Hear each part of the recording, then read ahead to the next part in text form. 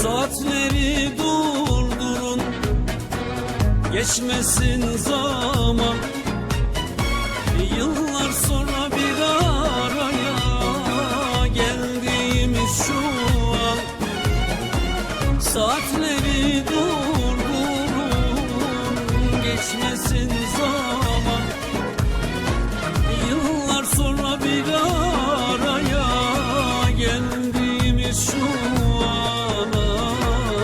Dur şöyle bir bakayım sana, dokunma gözlerimden yaşlar aksana. Bir iki kelime daha edelim az daha.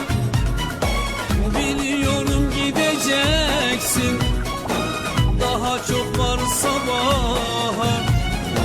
Az daha, biraz daha, mazi bir hatırla. Biliyorum gideceksin, ay ay ay, daha çok var sabaha.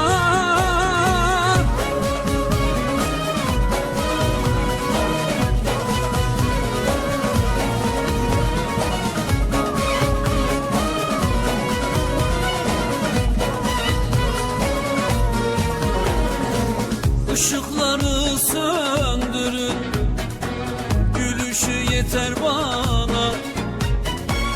Yine ayrılık var gecenin sabahında.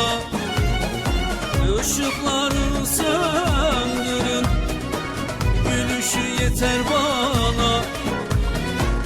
Yine ayrılık var gecenin sabahında.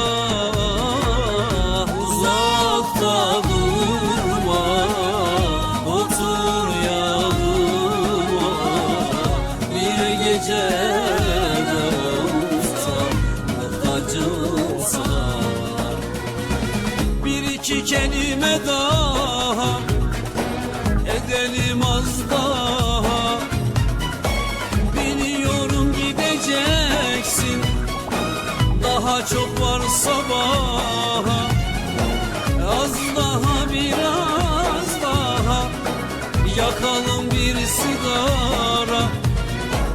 Biliyorum gideceksin, daha çok var sabaha.